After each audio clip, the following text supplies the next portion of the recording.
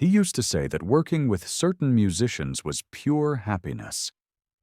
And Ray Cooper was one of those rare souls who turned rhythm into theater. While most drummers stayed hidden behind their kits, Ray Cooper stepped boldly into the spotlight. He surrounded himself with gongs, timpani, tambourines, and unusual instruments hardly anyone could identify at first glance. He struck cymbals like they'd wronged him, then gently touched temple blocks as if they were precious relics. His whole body moved with the beat. Every hit was a gesture. Every pause meant something. Ray didn't just count time. He shaped it, molded it, and made it something you could almost see. Born in England, Cooper understood something many musicians never grasp. Rhythm is conversation. Percussion isn't simply background noise. It's color, emotion, texture, and storytelling all at once. Across decades with Elton John, he transformed ordinary live shows into dramatic, almost symphonic events. He worked with George Harrison, Eric Clapton, and countless others, always proving the same truth. The right percussionist doesn't support the music, they elevate it. Ray collected albums the way he collected instruments. Each one taught him something new, a different rhythmic philosophy, a new approach to tension, silence, space, and feel. Some albums were about force, others about restraint. All of them shaped his understanding that rhythm doesn't only live in the beats, but in the spaces between them. These 7 recordings built the rhythmic universe Ray Cooper lived in. You're watching Legends Uncovered. Which one speaks to your pulse? One ba.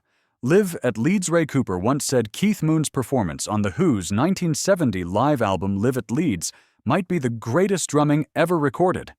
Moon played like a man possessed, as if 3 drummers were battling inside one body.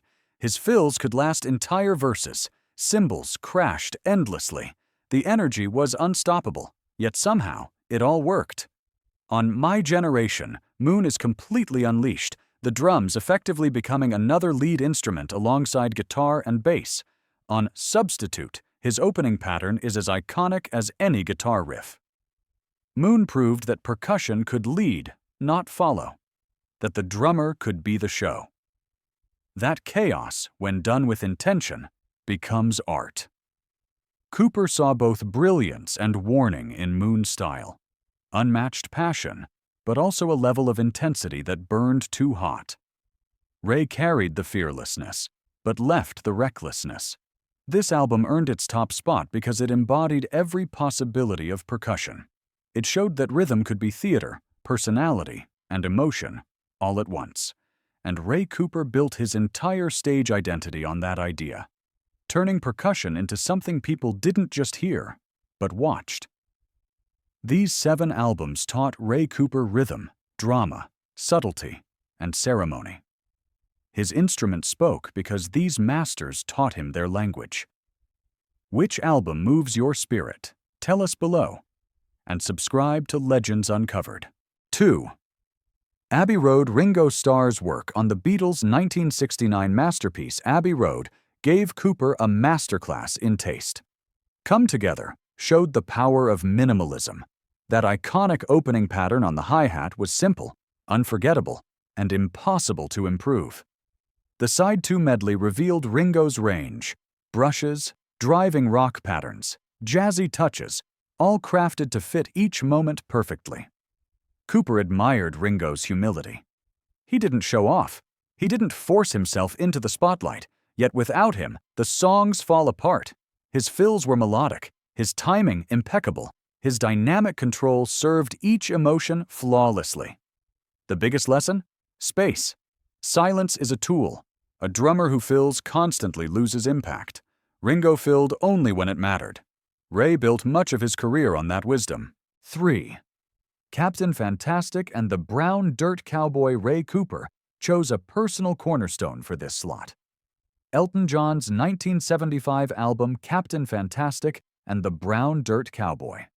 The first major project he played on. The record was an autobiographical journey, with Bernie Taupin's lyrics telling the story of how he and Elton became Elton John and Bernie Taupin. Cooper approached the music with intention.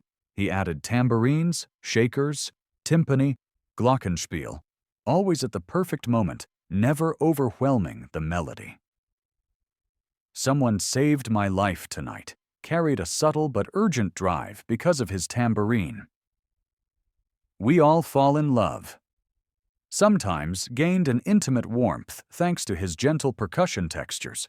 Cooper's contributions were never flashy, but remove them, and the songs lose their emotional dimension.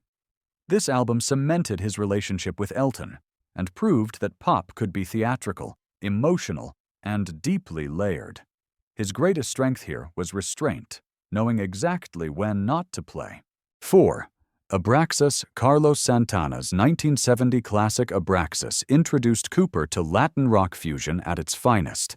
The percussion team was a force of nature: Michael Carabello on congas, José Chepito, arias on timbales and congas, Michael Shreve on the drum kit. Together, they created rhythmic tapestries that were hypnotic, vibrant, and full of life. Black Magic Woman pulsed with Afro-Cuban tradition surrounded by psychedelic guitars. Oye Como Va was Tito Puente's brilliance transformed into Latin rock fire. Cooper was astonished by how Santana's band treated percussion as a lead voice, not decoration. Timbales answered guitar melodies. Congas carried whole sections on their own. Western song forms blended perfectly with Latin rhythm, each elevating the other. The control of dynamics especially struck him. Soft, atmospheric moments followed by explosive movement from the full ensemble. The clave quietly kept everything grounded. Cooper began thinking in terms of percussion sections, not single instruments. Fusion, he realized, wasn't dilution. Done right. 1 + 1 becomes 5. 5. Physical Graffiti. John Bonham's work on Led Zeppelin's 1975 double album, Physical Graffiti, redefined rock for Ray Cooper. Bonham was at the height of his powers, explosive, precise, and endlessly inventive. His kick drum sounded like thunder, his snare like a lightning strike, yet for all that force, he had astonishing control. He knew exactly when to hold back and when to let everything erupt. Cooper was mesmerized. Kashmir moved with a hypnotic weight, held up by Bonham's impossibly steady groove. Simple on paper, but world-defining in execution. Bonham played just slightly behind the beat, giving the song that signature tension. In My Time of Dying, let him explore blues rhythms with rock's full authority. 11 minutes long, not one moment lazy, not one section identical to the one before. What Cooper admired most was Bonham's touch. Despite the power, he had finesse. He could whisper on cymbals. He could make a hi-hat note shimmer. His fills weren't random explosions.